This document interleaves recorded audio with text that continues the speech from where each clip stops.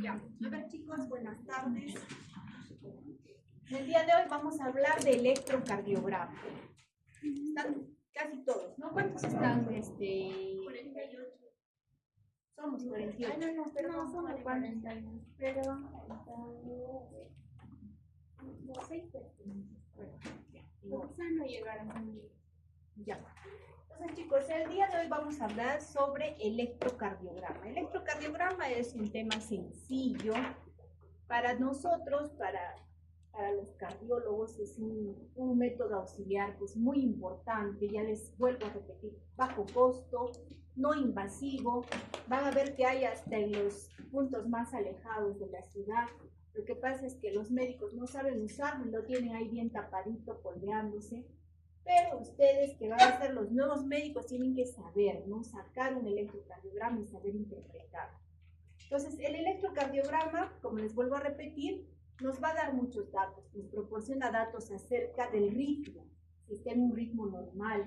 Nos proporciona datos acerca de la frecuencia cardíaca. Nos proporciona datos acerca de crecimientos de aurículas, de ventrículos. Y sobre todo, su mayor utilidad es en lo que es la cardiopatía isquémica, ¿no? En el famoso SICA, el síndrome isquémico coronario agudo o crónico. Entonces, chicos, vamos a empezar recordando qué es el sistema de conducción. El corazón, como ya sabemos, es una bomba electromecánica, ¿no?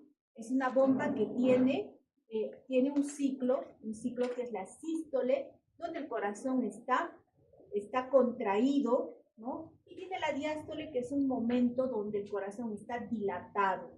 Entonces, en el momento de la dilatación se perfunde el miocardio. Acá en este momento es donde las arterias coronarias llegan a perfundir todo el miocardio.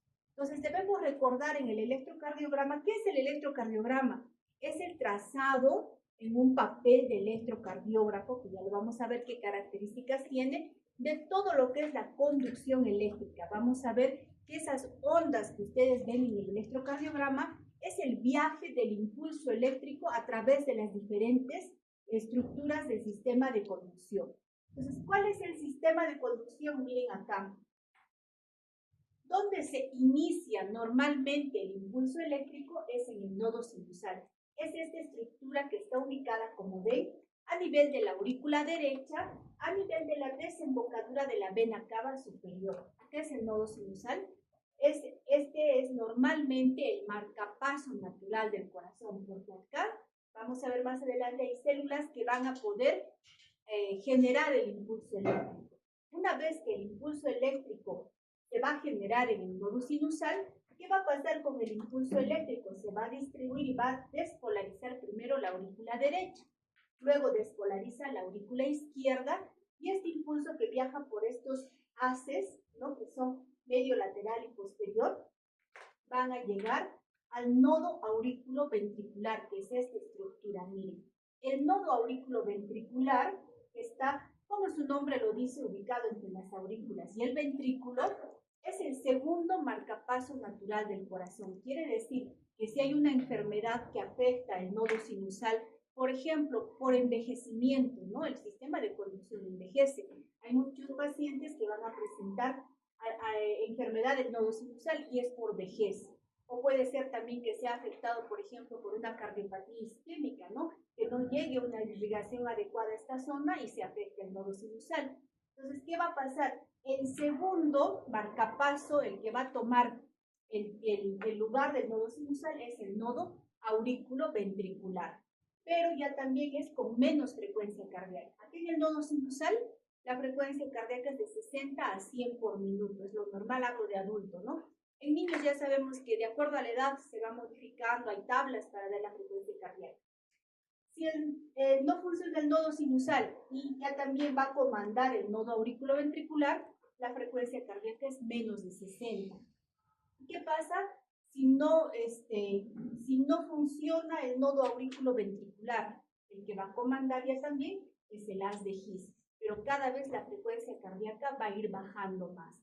Entonces, una vez que llega el impulso eléctrico al nodo auriculoventricular, del nodo auriculoventricular el impulso eléctrico va a pasar por el haz de His, que es este, como ven acá.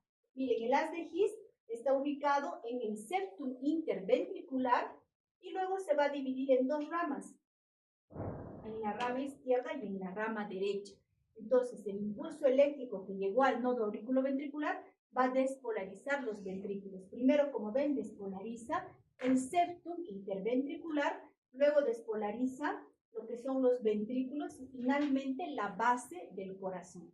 Ese es todo el viaje del impulso eléctrico para que finalmente llegue a las fibras de Purkinje, ¿no? Y finalmente pues a los miocitos y estos puedan hacer una contracción adecuada que es la sístole. ¿Bien, chicos? Entonces todo ese viaje del impulso eléctrico desde que se genera hasta que llega a las fibras de Purkinje van a ser las ondas que vamos a ver en el electrocardiograma. Ahora, una vez que se despolariza, o sea que mi corazón está así contraído, ¿qué va a pasar? Tiene que repolarizarse, ¿no es cierto? Tiene que volver a su estado de reposo. Entonces, todo ese viaje, chicos, lo vamos a ver en el electrocardiograma.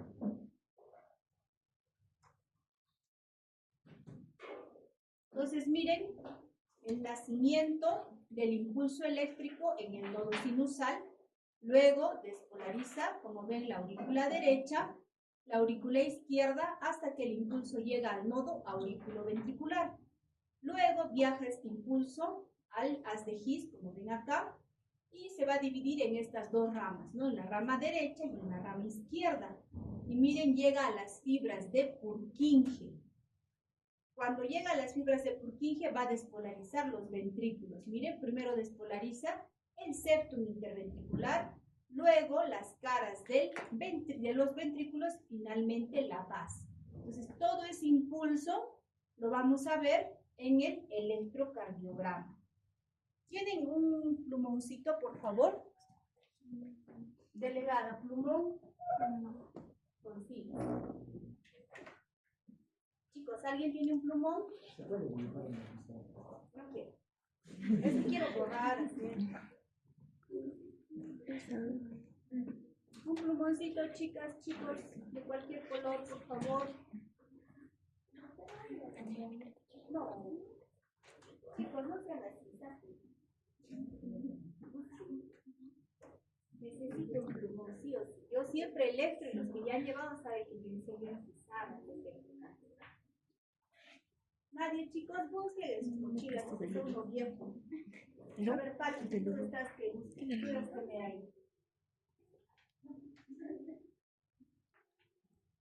¿Nadie tiene un plumón? Ah, Belú.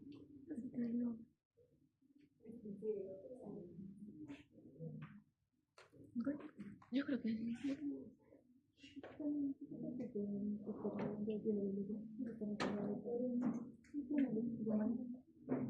No. Tú, a ver, Ana, por favor. Los vamos a esperar. Ya vamos a esperar que venga vuestra compañera, si no, se va a perder. ¿Claro? Vaya. La onda P.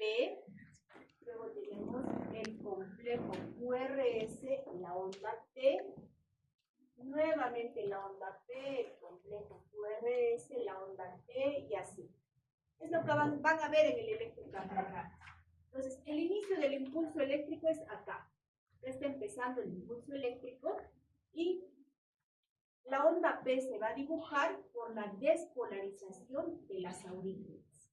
Despolarización auricular. Esta es la onda P. Despolarización auricular. Es lo que ya hemos visto, ¿no es cierto?, en la imagen. Luego va a viajar este impulso, después de despolarizar las aurículas, va a viajar al nodo auriculoventricular. Entonces, ese viaje hasta el nodo auriculoventricular va a llegar acá, al QRS. O sea, esta onda plana es cuando el impulso está en el nodo auriculoventricular. Llega al nodo auriculoventricular y ¿qué hace? Va a las de His, y a las fibras de Purkinje, ¿no es cierto? ¿Y qué pasa? Se despolarizan los ventrículos. Entonces, el complejo QRS, que es este, se va a graficar por la despolarización ventricular. Hasta acá se han despolarizado los ventrículos. Y como les vuelvo a decir, el corazón no se va a quedar despolarizado todo el tiempo, tiene que repolarizarse, o sea, tiene que llegar a volver a su estado de reposo. Y cuando vuelve a este estado de reposo, se va a graficar lo que es la onda T. A la próxima. Repolarización, por el traigo de mis hijos. Repolarización ventricular. Entonces, todas estas ondas son las que vamos a ver en el electrocardiograma.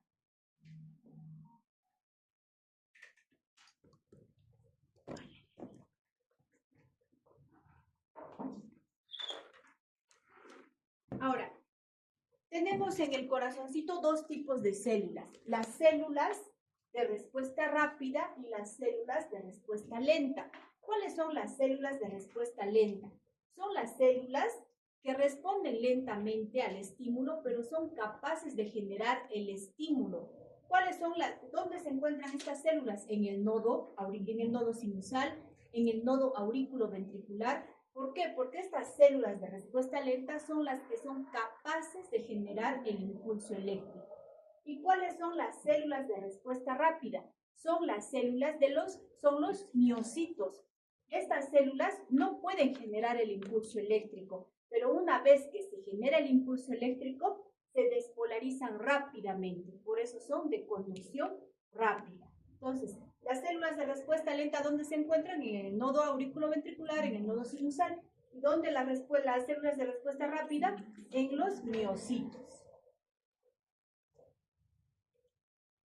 Entonces, así es como vamos a ver, ¿no?, lo que son los potenciales de acción o de despolarización de las diferentes células. Acá se despolariza el nodo sinusal, el nodo auriculoventricular, son células de respuesta lenta. En cambio, una vez que llega a las fibras de Purkinje, miren, son células de respuesta rápida. O sea, llega el impulso y rápidamente se despolariza. Entonces, el vector de la despolarización es un vector que tiene la cabeza positiva y la cola negativa. Bien, normalmente cuando la célula está en reposo es así, ¿no? Tiene dentro de la célula tiene una carga negativa y de fuera de la célula una carga positiva. ¿Qué pasa cuando llega el vector de la despolarización? Miren, es un vector que tiene la cabeza positiva, entonces va haciendo que el intracelular tenga carga positivamente, ¿no? Y afuera queda la carga negativa, como ven acá. Entonces acá se ha despolarizado por completo la célula y va a formar pues una onda positiva en el electrocardiograma. Y el vector de la repolarización es lo contrario a la despolarización, es cuando la célula queda en reposo. Entonces, el vector de la repolarización tiene una cabeza negativa y una cola positiva. Una vez que se repolariza, el intracelular cambia a una carga negativa. Por tanto, la célula miocárdica está en estado de inactividad. Entonces, chicos, para que analicemos el electrocardiograma debemos conocer el papel, ¿no? El papel milimetrado es así. Los que están rotando cardio ya están viendo electrocardiogramas. El papel milimetrado es así. Ahora, el electrocardiograma tiene que estar calibrado a estándares internacionales. Muchas veces el personal técnico, que es el que saca, va moviendo botoncitos y pues lo pone a unos valores que no son adecuados, y vamos a ver que el paciente tiene pues una bradicardia extrema o una taquicardia, o que tiene voltaje alto o voltaje bajo, ¿no? Entonces siempre hay que fijarnos que el electrocardiógrafo esté calibrado a la calibración estándar universal, que es de 25 milímetros por segundo y 1 milivoltio por segundo, ¿no? Entonces, si está así, está bien. Entonces, chicos, como estamos diciendo, miren, acá tenemos, hacia este lado tenemos las abscisas, ¿no es cierto? El eje de las abscisas, y de arriba para abajo el eje de las ordenadas. Entonces, ¿cómo es en el electrocardiograma? Cada cuadradito pequeño que ven acá, el eje de las abscisas nos mide el tiempo, la velocidad, el tiempo. Y el eje de las ordenadas nos mide el voltaje o la amplitud. Entonces, miren, cada cuadradito pequeño en lo que es velocidad o tiempo mide 0.04 segundos, cada cuadradito pequeño. Ahora, cada 5 cuadrados pequeños, como ven acá, hay un cuadrado grande. Cada 5 cuadrados, miren acá, ¿no? Entonces, cada cuadrado grande en lo que es velocidad, ¿cuánto medirá? 0.04 por 5 es igual a 0.20 segundos, cada cuadrado grande. Eso en lo que es velocidad, en lo que es tiempo. Y en lo que es amplitud o voltaje, cada cuadradito pequeño mide 1 milímetro. Cada cuadradito pequeño en amplitud mide 1 milímetro. Entonces, un cuadrado grande, ¿cuánto será? 5 milímetros, porque son 5 cuadraditos. 5 cuadraditos. Ahora, 2 cuadrados grandes, chicos, de estos, en lo que es amplitud o voltaje, recién mide 1 milivoltio. Entonces, tenemos que saber cuánto mide cada cuadradito en lo que es velocidad y en lo que es amplitud para reconocer cuando está crecido las aurículas, cuando están crecidos los ventrículos, ¿no es cierto? Entonces, es importante recordar cuánto mide cada cuadradito. Ahora, esto es lo que les he dibujado, ¿no? Acá nace el impulso y despolariza las aurículas, tenemos la onda P. Entonces, ahora, también es importante medir el intervalo PR. No estamos hablando de segmentos, sino de intervalo. ¿Qué quiere decir? El intervalo que empieza en la onda P y termina en el complejo QRS. Este intervalo es importante porque nos va a indicar si el electrocardiograma está en un síndrome de preexcitación o está en un bloqueo auriculoventricular. Miren, luego de la onda P viene este segmento que es isoeléctrico. ¿Por qué es isoeléctrico? Porque recuerden que acá está llegando el impulso al nodo auriculoventricular, que tiene células de respuesta lenta. Por eso es que no grafica una onda, sino es un segmento plano. Entonces, en este momento está en el nodo auriculoventricular plano. Luego viene el complejo QRS, como ven acá. ¿Qué es la onda Q? La onda Q es la primera onda negativa del complejo QRS. Ustedes ven el complejo, la primera onda Q, la onda Q es la negativa. Luego de la onda Q viene la onda R, que es una positiva, y luego viene la onda S, que es negativa después de una positiva. ¿Por qué es importante? Ustedes cuando vean el electrocardiograma van a ver que muchos complejos QRS no son completos como este. Puede tener solamente una onda R, puede tener solamente una onda Q, o puede tener una onda R y una onda S y no se ve la onda Q, pero se denomina el complejo QRS. Luego tenemos un punto que también es importante y deben recordar que es este, es el punto J, es el punto de unión entre el QRS y el segmento ST. Como acá lo puedo marcar, lo vamos a marcar acá. Entonces, miren. Acá tenemos, fíjense, este es el QRS, ¿no es cierto? Acá tenemos el punto J.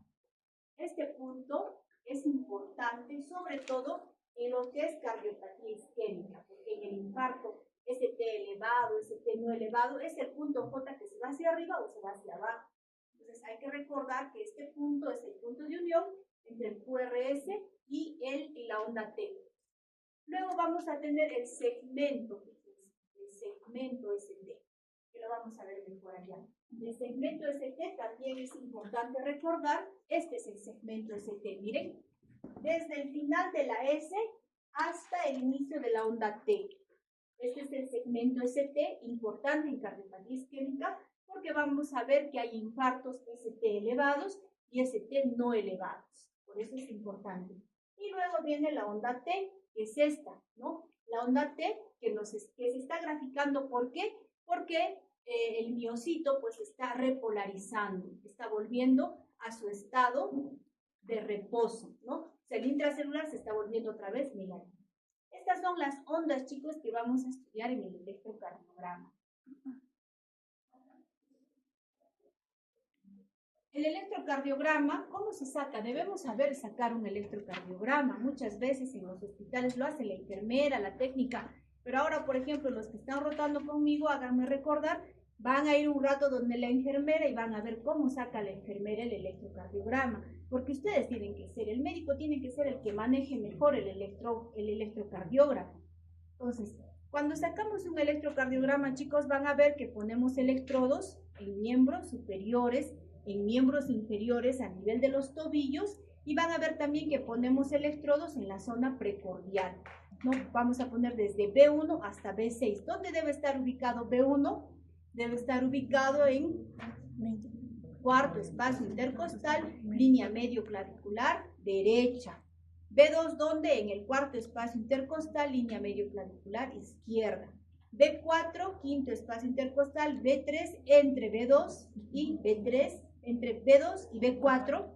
B5, en el quinto espacio intercostal, línea medio clavicular izquierda. Y B6 está en quinto espacio intercostal, línea axilar anterior. Entonces van a ver, al corazón lo vemos en dos planos, así. Este es el plano frontal. Acá lo vemos al corazoncito en el plano frontal. Entonces acá vamos a tener derivadas que son bipolares y derivadas unipolares. ¿A qué me refiero con bipolares? Las derivadas bipolares son estas: D1, D2 y D3. Miren a qué ángulo está D1. A 0 grados hacia la izquierda, ya sea más o menos 180 en el lado derecho. Luego tenemos a D2. Miren, D2 corta el corazoncito en un ángulo de 60 grados en este cuadrante y menos 120 en este cuadrante. Y tenemos a D3. D3, que es más 120 en este cuadrante y menos 60 en este cuadrante. Ya lo vamos a repasar cuando veamos eje eléctrico, solo para que recuerden. Entonces, ¿por qué llamamos derivadas bipolares a D1, D2, D3? Porque se van a dibujar o graficar por la diferencia de potencial de dos puntos. Por ejemplo, D1 es esto, chicos, es la diferencia de potencial entre mi brazo derecho y mi brazo izquierdo. D2 es esto, la diferencia de potencial entre mi brazo derecho y mi pierna izquierda. Y D3 es la diferencia de potencial entre mi brazo izquierdo y mi pierna izquierda. Entonces, por eso se grafica D1, D2 y D3. Son las bipolares. ¿Y cuáles son las unipolares? Son ABR, que vemos acá a 30 grados, ABL, que vemos a menos 150, y tenemos a ABF, ABF que está en más 90 hacia abajo y menos 90 hacia arriba. Entonces, anatómicamente recordemos que nuestro corazoncito va de derecha a izquierda, de arriba hacia abajo y de atrás hacia adelante. Nuestro corazón está así. Entonces, el eje eléctrico se va hacia el ventrículo izquierdo, porque el ventrículo izquierdo es el que tiene mayor masa muscular. Pues hacia ese lado se va nuestro eje eléctrico normalmente. Entonces, normalmente nuestro corazón, nuestro eje eléctrico, debe estar entre 0 grados y más 90, o sea, en este cuadrante de 0 a 90. Puede haber variaciones, sí, por ejemplo, si el paciente está con sobrepeso, el diafragma puede elevar un poquito el corazón y puede estar desde menos 30. O si el paciente es niño o muy delgado, el corazón está un poco más vertical y puede estar hasta más 110. Entonces el eje eléctrico normal es desde más 110 hasta menos 30. Ya si está en otro lado, está desviado. Y este es el plano horizontal. Lo que hemos visto era el plano frontal, ¿no? Este es el plano horizontal con las derivadas que ya hemos visto, ¿no? B1, B2, B3, B4, B5, B6. Las derivadas del plano horizontal. Entonces, así es como vemos las derivadas del plano horizontal. Miren, así, ahí tenemos que colocar. A veces es difícil cuando la mujer tiene mamas grandes, ¿no? ¿Qué tenemos que hacer? No se pone encima de la mama, chicos. Se tiene que levantar la mama y se pone acá, ¿no? Ustedes tienen que saber sacar un electrocardiograma. Tienen que ser los tromes sacando. No puede ser que la enfermera saque y ustedes no. Entonces, acá vamos a ver nuevamente, recordarles en qué derivadas, a cuántos grados está cada derivada.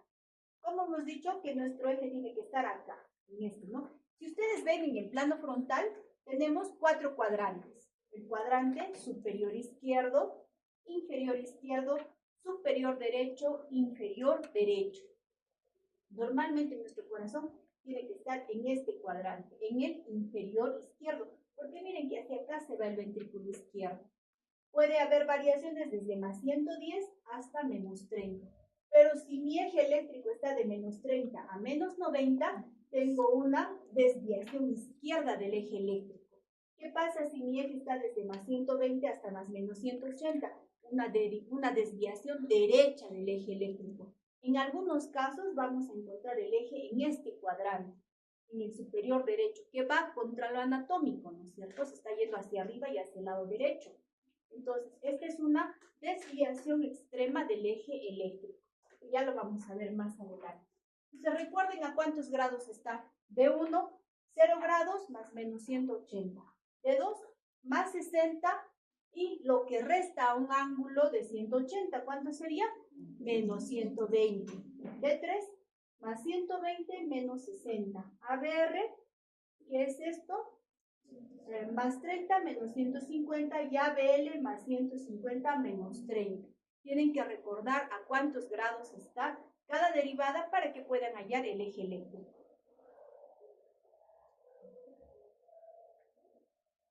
Entonces, esto es cómo se va generando, cómo se va graficando este viaje del impulso eléctrico en el plano frontal. Fíjense, normalmente en la derivada D1, su RS es positivo, porque tiene que irse hacia el lado izquierdo. En la derivada ABF también tiene que ser positivo, porque lo normal es que me quede en este cuadrante. ¿Dónde es negativo? Todo negativo en ABR, porque eso es el electrodo que está en mi brazo derecho. Entonces, este brazo pues está lejos del corazón, por eso todo es negativo. Fíjense, la onda P es negativa. El complejo QRS es negativo, la onda T es negativa. En el resto de los complejos, normalmente son positivos, ¿no? Esta es la secuencia de despolarización que ya lo hemos visto, ¿no es cierto? Y este es en el plano horizontal. Acá los electrodos están en B1, B2, B3, B4, B5, B6. Miren, en B1 la onda R es pequeñita. En B2 tiene que ir creciendo más. En B3, miren, crece más. En B4, B5, B6 crece más. O sea, la onda R en lo que es el plano horizontal tiene que ir creciendo desde B1 hasta B6. En cambio, la onda S en B1 es profunda, en B2 menos profunda, en B3, hasta que en B4, B5, B6, miren, ya ni aparece la onda S. Va decreciendo, eso es lo normal. Otra cosa es que en B3, el nivel de transición hace que tanto la R como la S tengan el mismo tamaño, ¿no? Porque R está creciendo y S está decreciendo. Entonces, generalmente en B3, ambas ondas tienen el mismo tamaño en lo que es hacia arriba y hacia abajo. Fíjense. Esto lo vamos a ver más adelante. Primero vamos a explicar algunas cosas. Entonces, chicos, como ya sabemos qué es lo que estamos buscando en el electrocardiograma, primero tenemos que leer el electro en orden.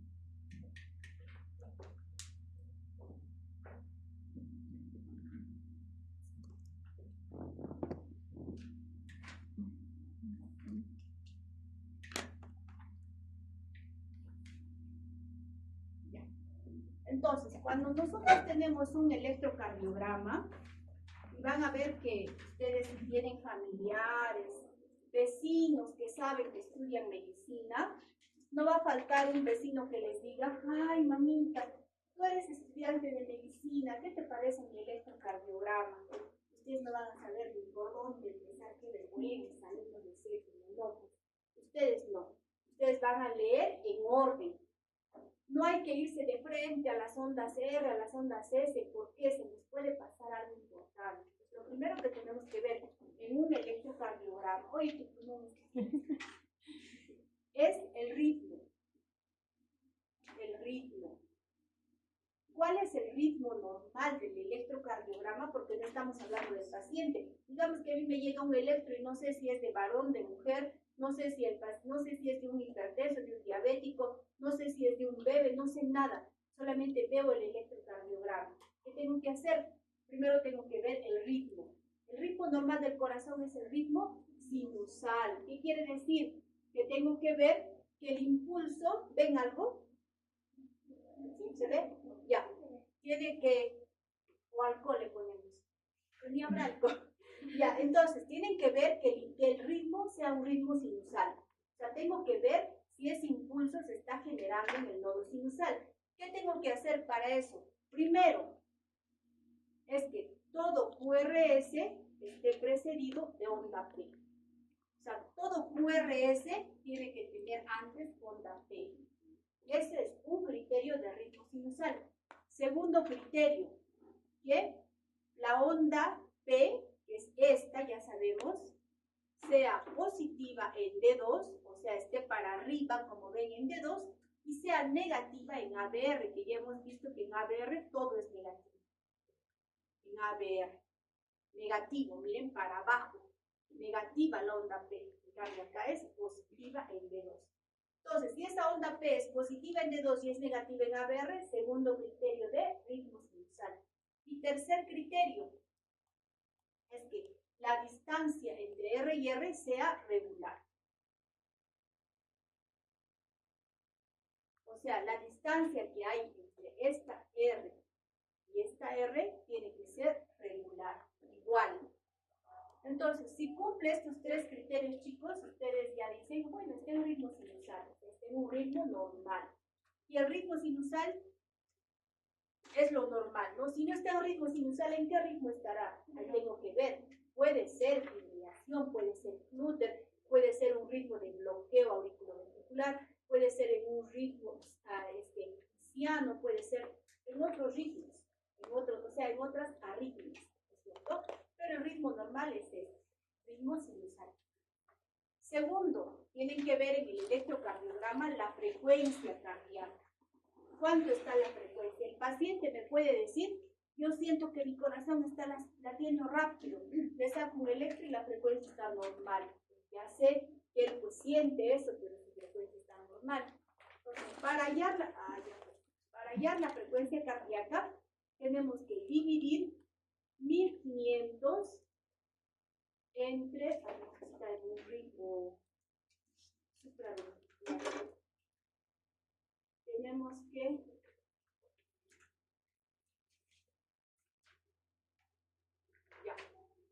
para hallar la frecuencia cardíaca tenemos que dividir 1500 entre el número de cuadraditos pequeños que hay entre R y R.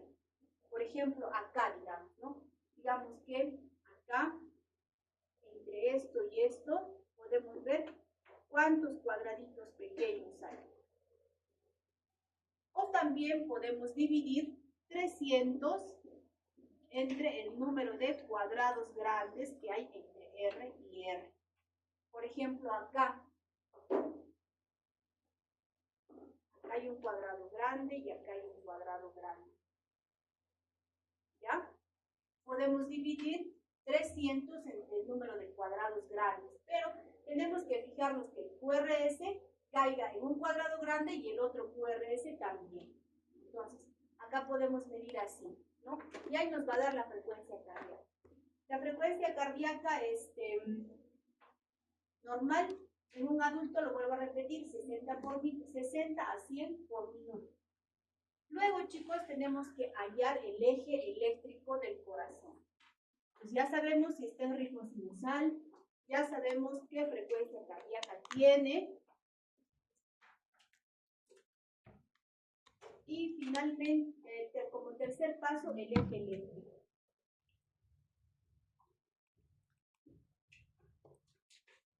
Eje eléctrico. El eje eléctrico lo vamos a hallar en el plano frontal. O sea, en ese plano donde vemos al corazón de frente, donde tenemos las derivadas bipolares, las derivadas unipolares. Entonces, ya hemos visto que El corazoncito en el eje, en el plano frontal, lo vemos de esta manera, ¿no? Entonces, D1, ¿cuánto era D1? 0 grados hacia la izquierda y hacia la derecha, más menos 180 grados. Luego tenemos ABF, que hacia abajo, porque el corazón se va de arriba abajo, es más 90 hacia abajo y menos 90 hacia arriba. Luego tenemos D2. La derivada de 2, que en este cuadrante es más 60, y para que no se olviden, lo que resta 180, eso es lo que está arriba, o sea, menos 120. Luego tenemos D3.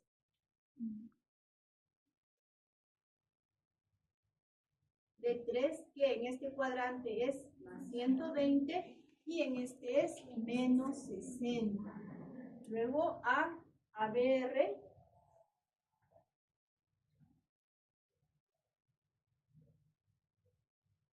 ABR, que en este cuadrante es más 30, y en este es menos 150. Y finalmente acá ABL.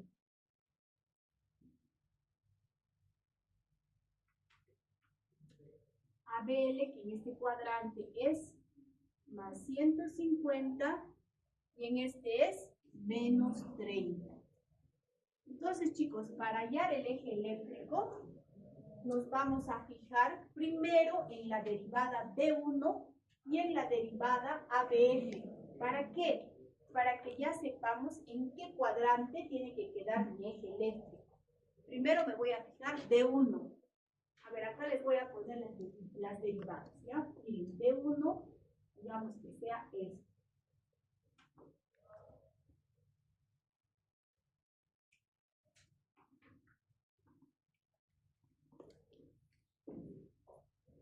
D1 es esto. D2 va a ser esto. D3 va a ser esto. ABR, como ya saben, es normalmente negativo. ABR, ABL. AB. ¿Se ve? ¿Qué pasó? Con un poco de imaginación. ¿Ah? ¿Crees? Espera un ratito, por favor. Que si no, pues no puedo avanzar. Sí. ¿No es cierto? 10 grados. Ya. A ver, sí. D1.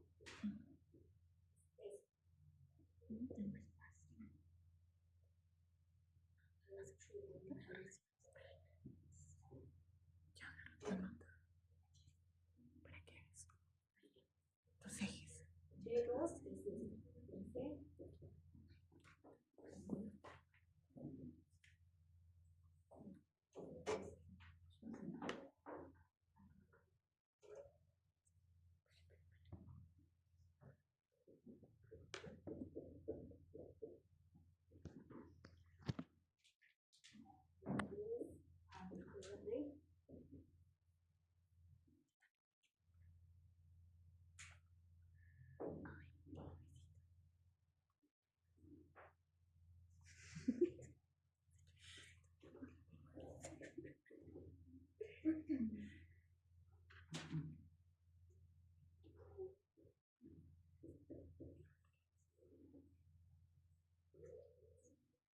Ya.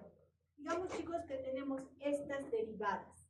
Entonces, lo primero que debemos hacer es fijarnos en los extremos, en D1 y en ABF. ¿Para qué? Para que nosotros podamos establecer en qué cuadrante me tiene que quedar el eje eléctrico. Por ejemplo, acá, fíjense, la derivada D1 ¿es positivo o negativo? O sea, ¿se va hacia arriba o se va hacia abajo? Positivo.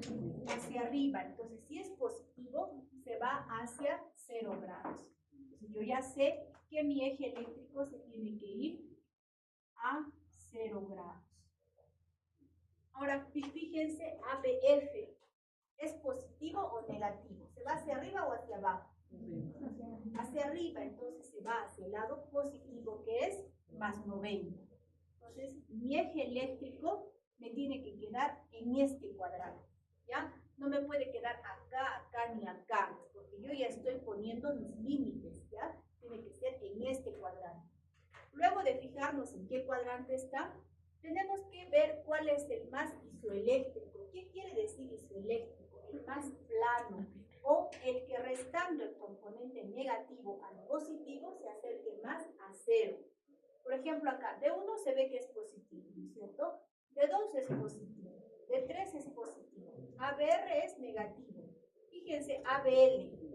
ABL tiene tanto componente hacia arriba como hacia abajo. Si contamos cuadraditos es igual. ¿Ya? Y ABF es positivo, ¿cierto? Entonces, ¿cuál es el más isoeléctrico? ABL. Entonces, acá, chicos, miren. ¿Cuál es ABL? Es esta derivada. ABL, que ven acá. Esta derivada. Entonces, mi eje, ¿dónde tiene que estar?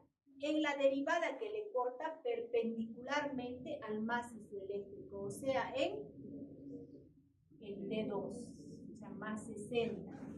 Entonces, mi eje es más 60. Ya no voy a dudar si está en más 60 o en menos 120. ¿Por qué? Porque yo ya he establecido que mi eje tiene que quedarme en este cuadrante.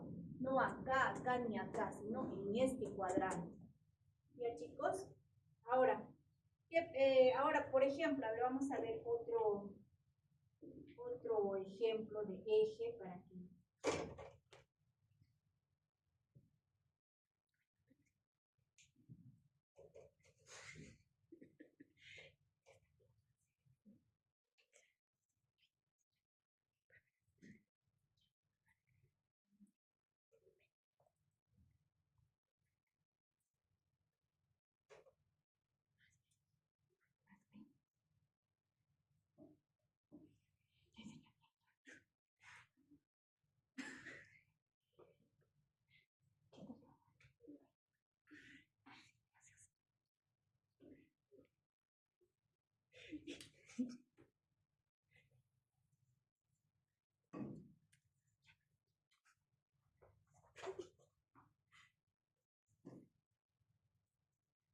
A ver, chicos, acá por ejemplo, ¿no? Miren, D1 es positivo o negativo. Positivo. ABF es positivo o negativo. Negativo. Entonces, mi eje está yendo D1 hacia el lado positivo y ABF hacia el lado negativo. Entonces, mi eje me tiene que quedar en este cuadrante. No acá, ni acá, ni acá. En este cuadrante. Luego me fijo cuál es la derivada más isoeléctrica. A ver, ¿cuál es la más isoeléctrica? ABR, ¿no es cierto? Es la más plana o la más isoeléctrica. Entonces, si mi derivada más isoeléctrica es ABR, ¿cuál le corta a ABR? D3. Entonces, ¿cuánto va a ser D3? Menos 60. Este sería mi eje eléctrico. Menos 60. ¿Ya? Ahora, para que se acuerden cómo son las derivadas, acá voy a hacer un resumen.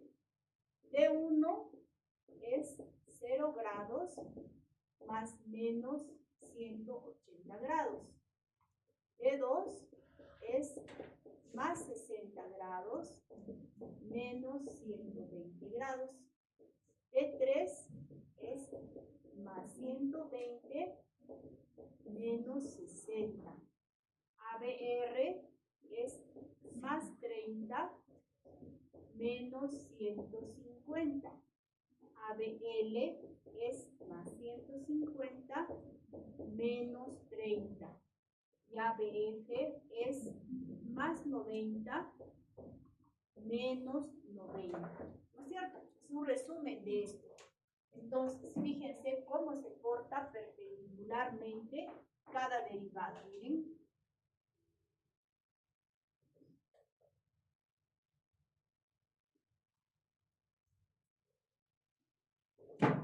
Esto es en extremos, chicos. Miren. A D1, ¿cuál le corta perpendicularmente? AB. A de 2, ¿cuál le corta perpendicularmente? ABL. Y a de 3, ¿cuál le corta perpendicularmente? ABR. Y viceversa. Entonces, si el macizo eléctrico está en D2, ¿cuál le corta a D2? ABL. Si está en D1, ¿cuál le corta? ABL. Si está en D3, ABL. Así de fácil. Y en el electrocardiograma, ¿cómo lo van a encontrar? Van a encontrar en este orden, D1, D2, D3, D4, ABR, ABL, ABF. Entonces van a ver que es en extremos. AD1, ABF, AD2, ABL y AD3, ABR y viceversa. Entonces, ¿qué tienen que saber para hallar el eje eléctrico? En cuántos grados está cada derivada, ¿no es cierto? Porque cuando el vecino que les ha preguntado, ustedes no van a agarrar una hojita y van a hacer un hexágono, acá es 0 grados, 90 grados, no. Ustedes tienen que saber de memoria, ¿no es cierto? Tienen que saber y decir, ah, pues el eje está normal, o el eje está desviado hacia la izquierda, ¿por qué será? Habrá crecido el ventrículo izquierdo, ya algo les va haciendo pensar, ¿no es cierto? Si mi eje, por ejemplo, está muy desviado hacia la izquierda, yo tengo que pensar que hay algo ahí, o está hacia la derecha. Entonces, esta es la manera más práctica, chicos, de hallar el eje eléctrico. Ustedes cuando lean su Dubin, si es que tienen, van a ver que hay otras formas de hallar el eje eléctrico. La que yo les estoy enseñando es la más sencilla. Ahora, otra cosa, chicos, es que ustedes van a ver también que los ejes no solamente son 0, 30, 60, 90, sino se puede hacer aproximaciones de 15 grados, ¿no? Hay eje de 15, de 45, de 75, de 105. ¿Y por qué se hacen estas aproximaciones? A ver, vamos a ver acá. Miren, por ejemplo,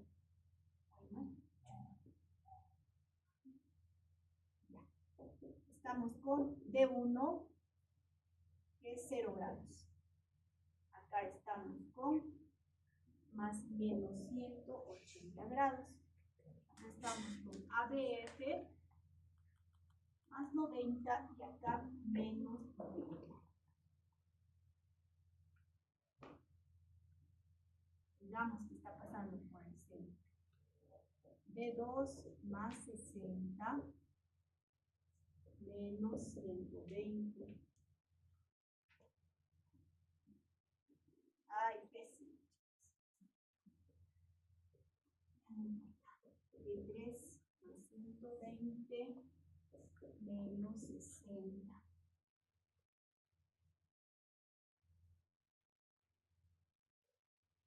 ABR más 30 menos 150.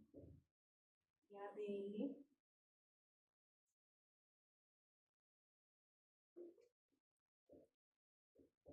más 30 menos 30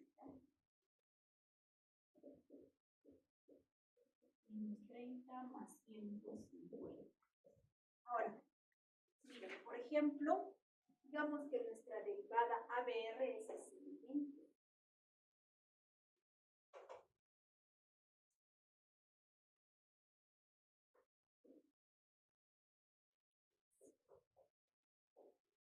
Si la derivada es totalmente isoeléctrica, o sea, si tiene el mismo número de cuadraditos tanto hacia arriba como hacia abajo, ya no hay nada que aproximar.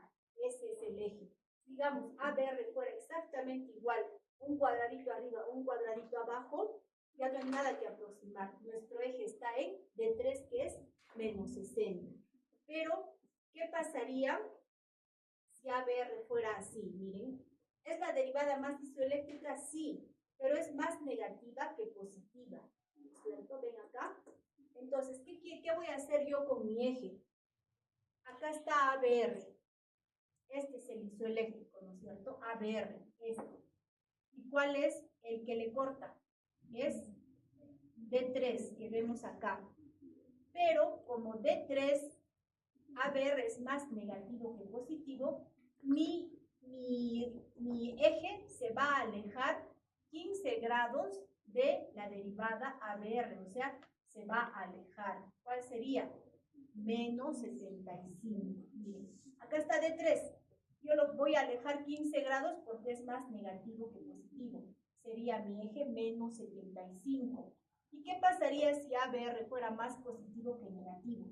lo voy a acercar 15 grados a la derivada original, o sea, mi eje sería más 45. Menos 45. ¿No? O sea, acá menos 75 y acá menos 45. Si es negativo, lo alejo 15 grados. Si es positivo, lo acerco 15 grados. ¿Está claro? Un ejemplo más. Un ejemplo más, ¿no? Pero vamos a ver, acá también hay ejemplos en las diapositivas. Entonces, chicos, primero, fíjense el ritmo. Segundo, hallen la frecuencia cardíaca. Y tercero, el eje eléctrico.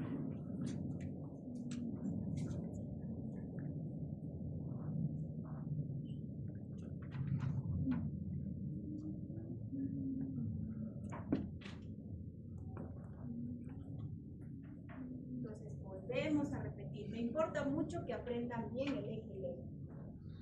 Entonces, miren, el eje eléctrico ya hemos visto, tenemos que fijarnos las derivadas y vamos a ver acá. Acá, por ejemplo, digamos que tenemos este electrocardiograma. Nos fijamos D1. D1 es positivo, se va hacia arriba. Luego nos fijamos la derivada ABF. Fíjense, la derivada ABF es la más isoeléctrica, ¿ya? De todas las derivadas que están viendo acá, porque tiene componente tanto positivo como negativo. Entonces, ABF es el más isoeléctrico. ¿Cuál le corta a ABF?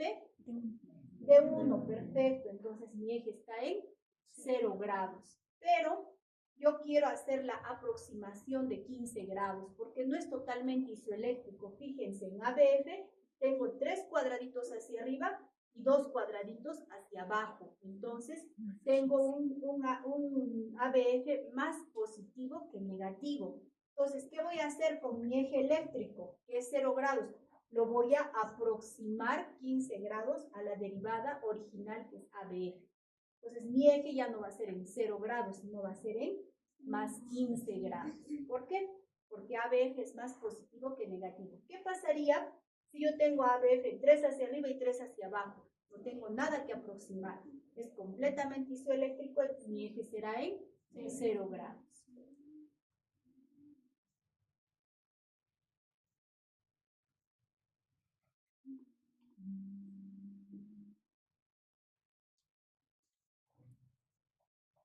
Ahora fíjense acá. Acá ya también va a pasar lo contrario, ¿no? Nos fijamos en D1. D1 es positivo. ¿Cuál es el más isoeléctrico? ABF, perfecto. Pero si contamos cuadraditos, ABF hacia arriba tiene 1.5 y hacia abajo tiene 2. O sea, es más negativo que positivo. Entonces, mi derivada original es ABF, ¿no es cierto? El isoeléctrico. ¿Cuál le corta a ABF? D1. Y D1 estamos viendo que es 0 grados.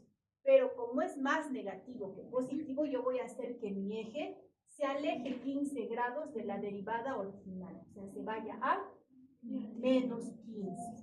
¿Ya, chicos? Así es como se aleja o se acerca 15 grados.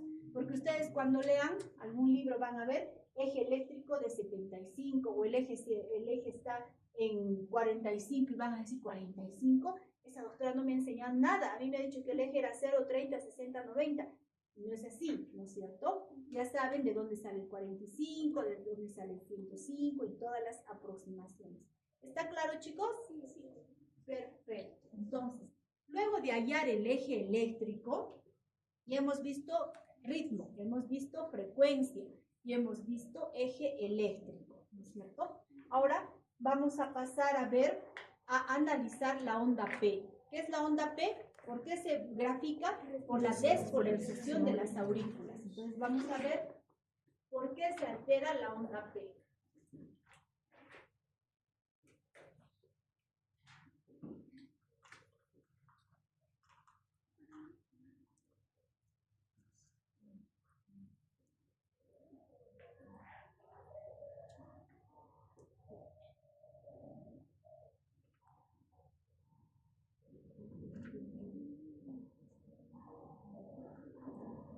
Entonces, chicos, ya hemos visto el eje. Ahora vamos a analizar la onda P. La onda P, como ya sabemos, Despolarización primero de la aurícula derecha y luego de la aurícula izquierda. Por eso no es una onda completamente redondita como esta, sino son como dos muesquitas juntas, ¿no? Porque primero es la derecha y luego la izquierda. Entonces, si nosotros analizamos la onda P, debe tener una medida, ¿no? En lo que es duración, la onda P puede medir hasta 0.08, o sea, hasta, puede medir hasta 0.12, o sea, hasta 3 cuadraditos, ¿ya? Hasta 3 cuadraditos. Ya sabemos que cada cuadradito mide 0.04. Entonces, en lo que es amplitud puede medir hasta 3 cuadraditos, hasta 0.12. Y en lo que es duración, perdón, y en lo que es amplitud, o sea, hacia arriba, puede medir hasta 2.5 milímetros máximo. ¿Qué pasa si yo tengo una onda P que mide más de 0.12, o sea, digamos 0.16 o 4 cuadraditos? Esto me está indicando que ha crecido la aurícula izquierda cuando está aumentada en duración, ¿ya? Si mide más de 3 cuadraditos, crecimiento de aurícula izquierda, que se llama también una onda P mitral. ¿Por qué se llama mitral? Porque la patología mitral es la que con más frecuencia nos hace crecer la aurícula izquierda. Ahora, ¿qué pasa si yo tengo una onda P picuda? O sea, no mide hasta 2.5, sino mide más, mide 3, 3.5. Más de 2.5 en lo que es amplitud hacia arriba. Quiere decir que está crecida la aurícula derecha. Y esa onda P picuda también se conoce como onda P pulmonar. ¿Por qué pulmonar? Porque es más frecuente que las patologías pulmonares hagan crecer la aurícula derecha. Entonces ya ustedes tienen que ver la onda P y contar cuadraditos. Duración hasta 3 cuadraditos está bien. Y amplitud hasta 2.5. Si está más de 3 cuadraditos, crecimiento de aurícula izquierda. Si está más de 2.5 hacia arriba en amplitud, crecimiento de aurícula derecha. Como acá, ¿no? Acá fíjense esta onda P.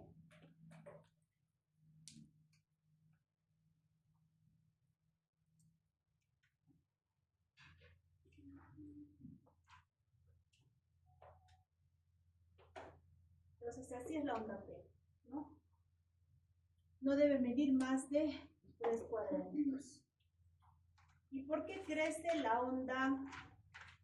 ¿Por qué crece la aurícula izquierda? Puede crecer por hipertensión arterial, por valvulopatía mitral, tanto insuficiencia como estenosis. Puede crecer por valvulopatía aórtica, tanto insuficiencia como estenosis, o cualquier causa de insuficiencia cardíaca izquierda, por ejemplo, cardiomiopatía dilatada, cardiomiopatía isquémica, etc.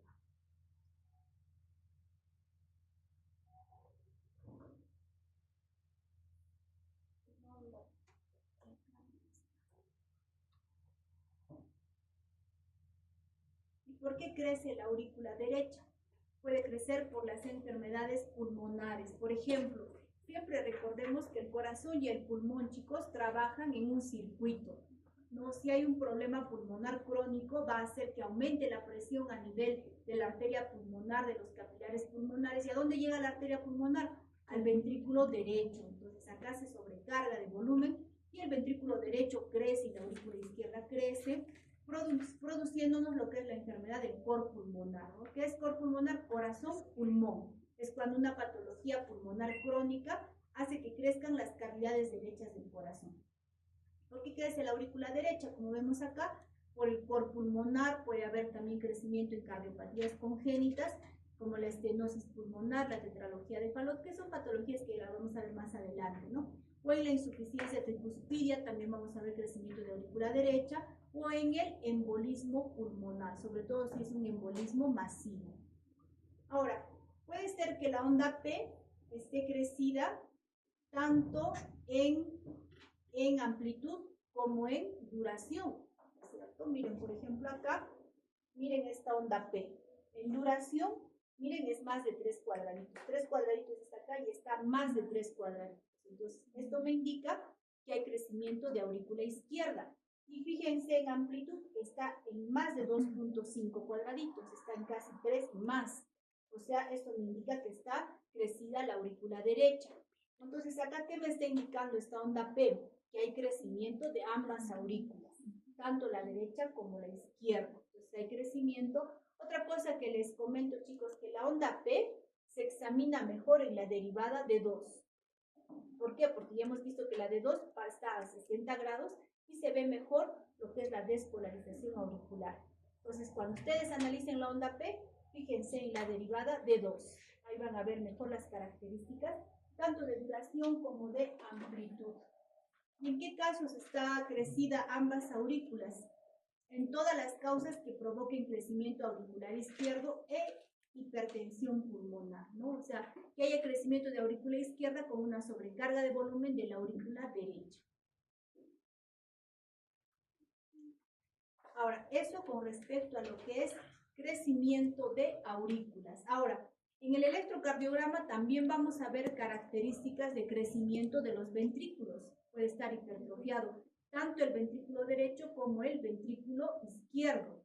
Entonces, miren, vamos a ver algunas características del crecimiento de la hipertrofia del ventrículo derecho. Ahora, si está hipertrofiado el ventrículo derecho, mi eje eléctrico, ¿hacia dónde se irá? ¿Hacia la izquierda o hacia la derecha? Hacia la derecha, ¿no es cierto? Entonces, si mi eje eléctrico está hacia la derecha, yo ya debo estar sospechando de una hipertrofia de ventrículo derecho, a no ser que sea niño. En niños, por ejemplo, chicos, más predominan las cavidades derechas. En niños es frecuente el eje a la derecha. Pero si es un paciente adulto y se va el eje a la derecha, es un criterio de hipertrofia de ventrículo derecho. Otro criterio de hipertrofia de ventrículo derecho es, por ejemplo, esto, miren. Normalmente, como hemos dicho que en B1 la R es pequeñita y la onda S es profunda. Y acá miren la onda R. La onda R es alta, ¿no es cierto? Entonces, si en B1 y en B2 la onda R es mayor que la onda S, es un criterio de hipertrofia de ventrículo derecho. Vean acá. Normalmente, ¿cómo es? Una R pequeña y una onda S profunda. Pero miren acá, una onda R alta. Entonces, ese es otro criterio de hipertrofia de ventrículo derecho. Otro criterio de hipertrofia de ventrículo derecho es que haya crecimiento de aurícula derecha. O sea, que haya una onda P picuda, una onda P que mida más de 2.5 milímetros de amplitud. Entonces, miren, acá tenemos los criterios de Horan y Flowers para el diagnóstico de crecimiento de ventrículo derecho. Sáquenle una fotito, acá están todos los criterios. Dentro de ellos, los más frecuentes, ¿no? Que el eje esté desviado a la derecha, que haya crecimiento de aurícula derecha, que la onda R sea mayor que la onda S en B1, B2. Esos son criterios de hipertrofia y todos los que ven acá.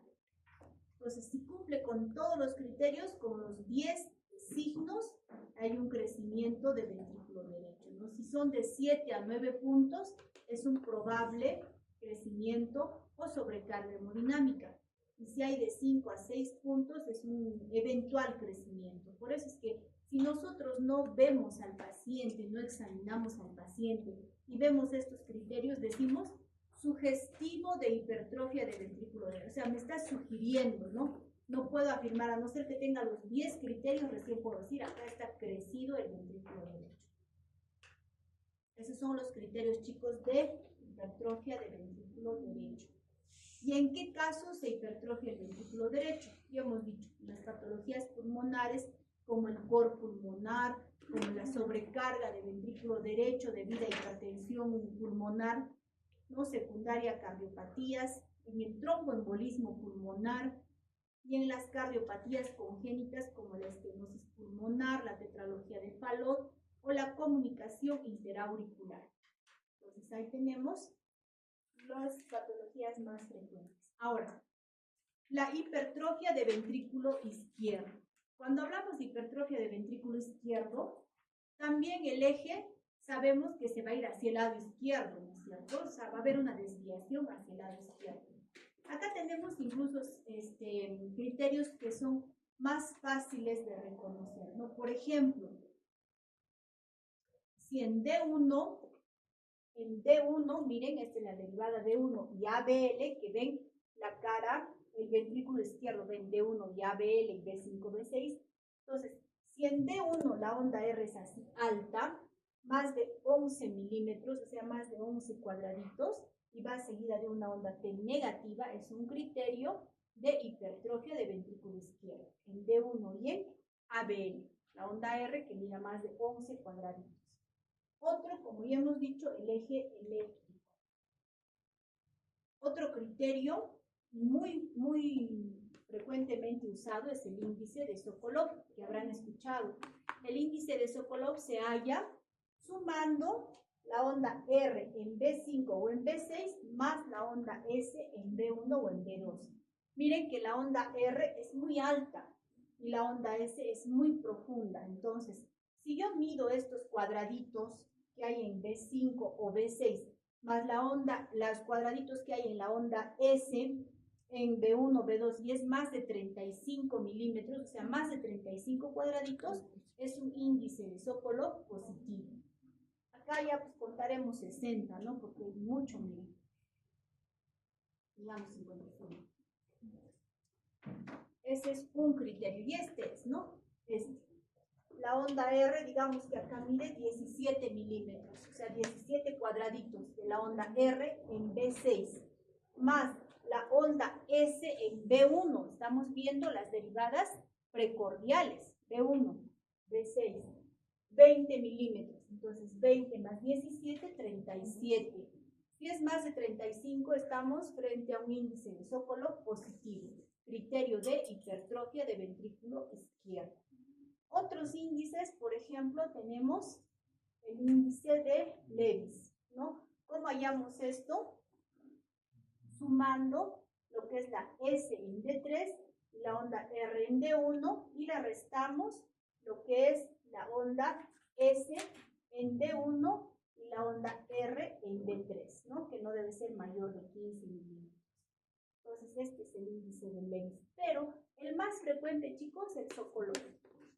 Cuando ustedes quieran ver esto del crecimiento de ventrículo izquierdo, hay en el índice de Sokolov, que es el más usado.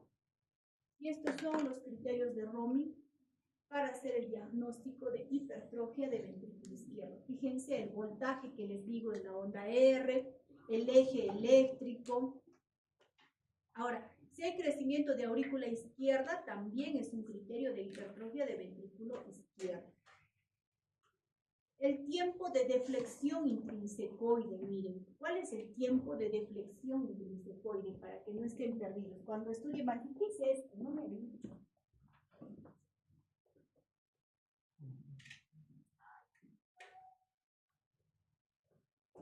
Este está entendido, ¿no es cierto? Sí.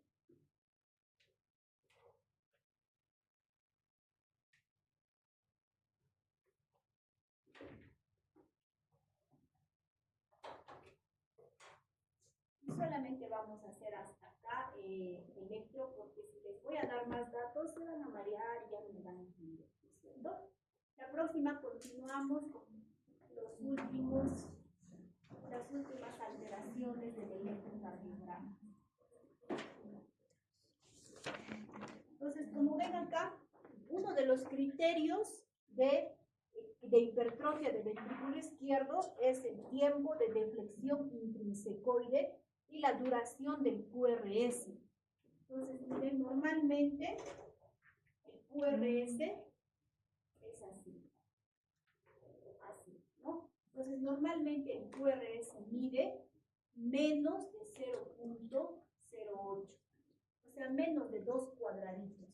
La duración, si es un QRS ensanchado, si mide más unos 3 cuadraditos, 0.12, más de 0.9 segundos, es un criterio de hipertrofia de ventrículo izquierdo. Miren. O sea, si es más de 2 cuadraditos el QRS, es un criterio. Ahora, el tiempo de deflexión intrinsecoide es el tiempo que transcurre desde el punto medio de la onda R. Vamos acá.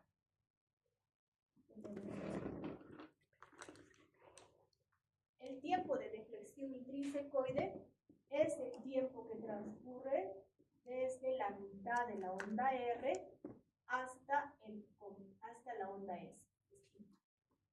Este tiempo, ¿ya? Si ese tiempo es mayor a un cuadradito, o sea, mayor a 0.05 segundos, también es un criterio de hipertrofia de ventrículo izquierdo. Bien, chicos, este es el tiempo de deflexión intrínsecoide. Entonces copian los criterios de hipertrofia del ventrículo izquierdo y hasta acá, chicos, por el día de hoy. Para la siguiente